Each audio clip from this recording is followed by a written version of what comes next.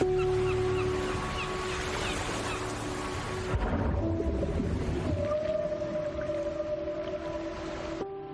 leave so many things behind us. Objects, memories, mistakes.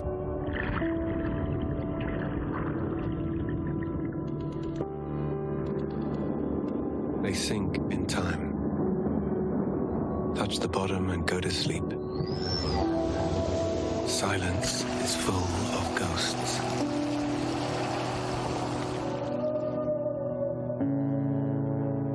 And here, voices can only come from the deep.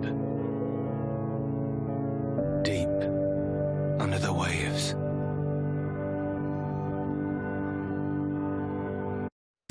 Hey, welcome back everyone, and wow, I feel like I need a minute to gather myself after the trailer. That is beautiful and emotional stuff, and I'm so excited to be sitting here with Roan Coffeic, who is one of the lead developers for Under the Waves, brought to us by the minds behind Echo and Dark Days. This is one I am super excited about. And before any questions, Roan, let me just say a massive congratulations on the reveal. Must feel amazing for you and the team to finally have Under the Waves out there.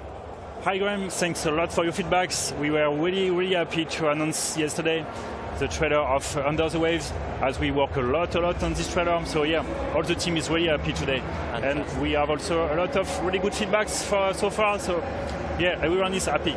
Good. It was a real standout moment, that trailer, and Open the Night Live just really shone in that show. And after seeing the trailer, I've got a ton of questions I want to dive into. But let's start on the surface, okay?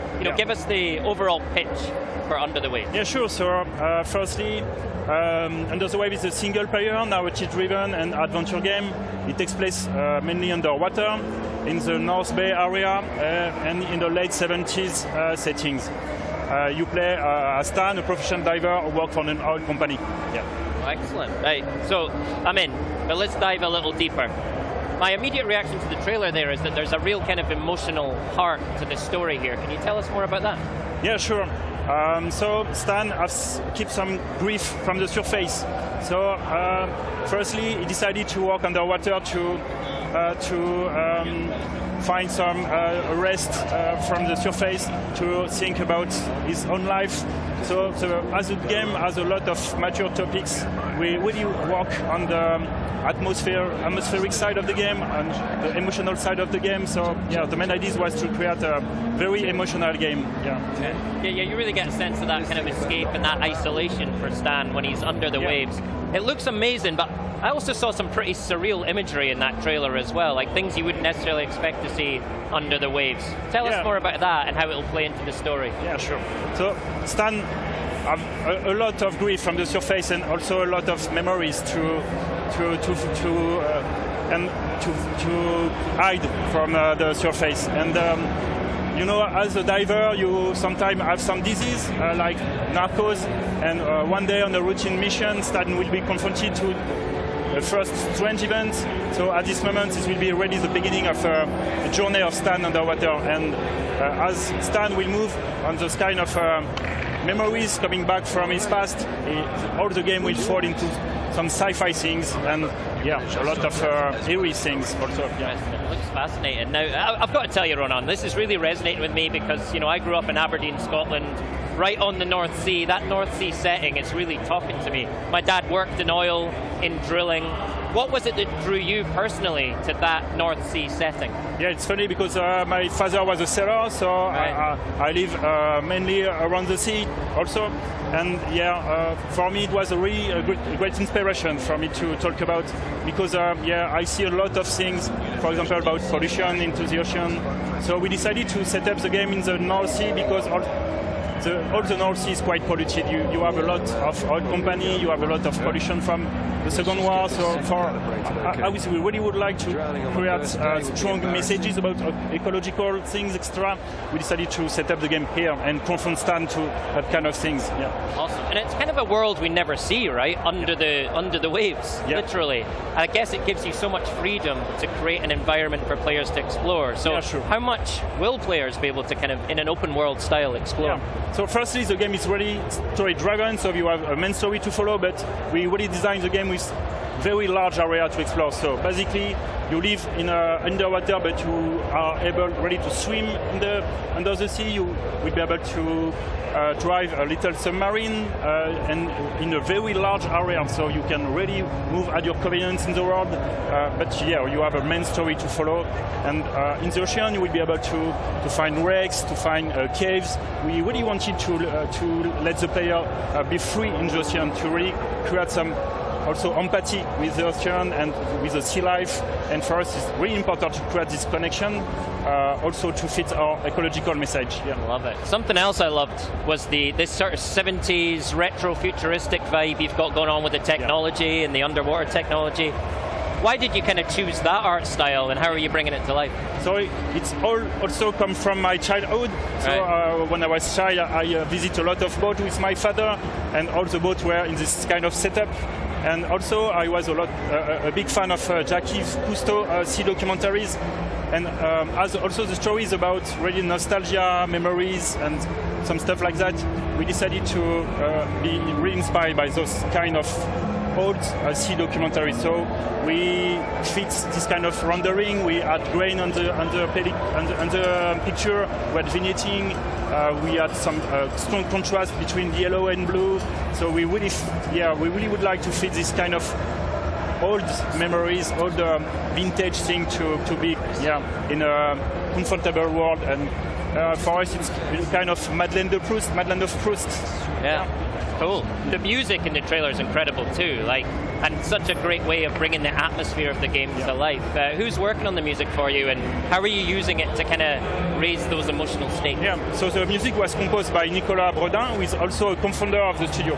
So in general, in all of your game, we work closely with the composer, with the writer. So the idea was really to work on emotional music to follow the stand stories to the game. So we work with old synthetism. We work a lot on sound design too. And the idea was really to be minimalistic and emotional in the music, and with also vibes from 70s. So with all the old synths, etc. And our main reference were Sigur Rós or Radiohead, very nostalgic music too. Yeah. Cool. I really get the sense that there's a lot of personal connection to this game with you. But tell me more about the rest of the team. How is the process of creating Under the Waves been for you? So we are quite an indie team. We are a dozen of people, very talented people for all the team, and we come from a AAA company.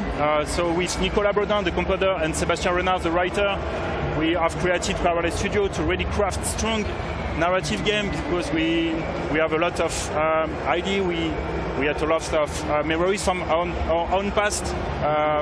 We decided to really create a game with many things from us.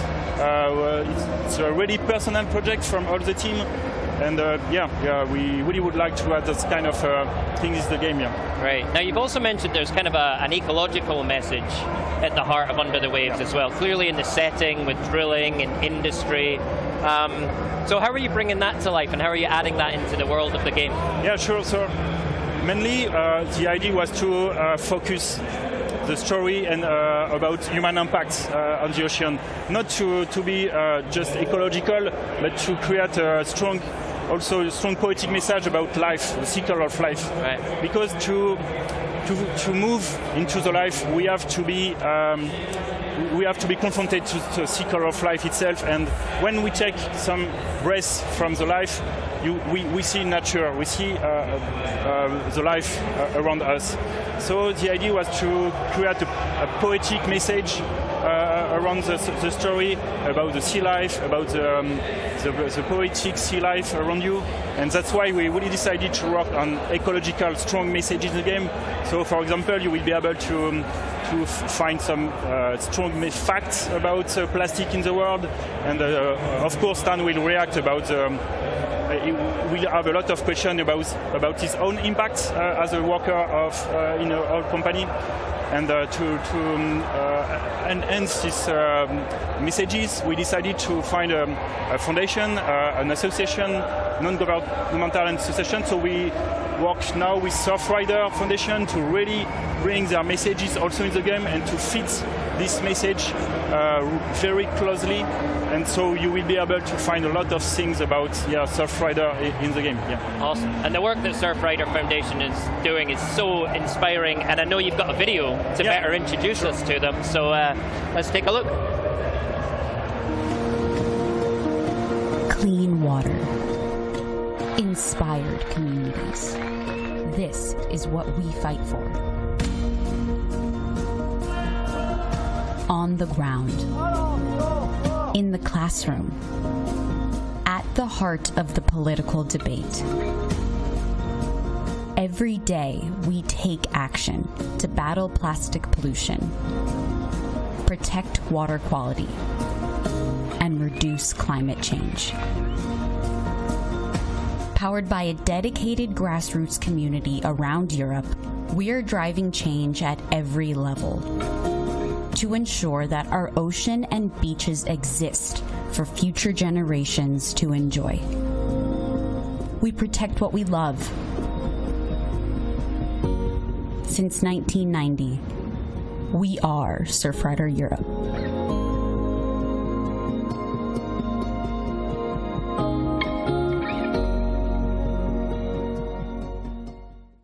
Hello everyone, I'm Remy from Surfrider Foundation Europe.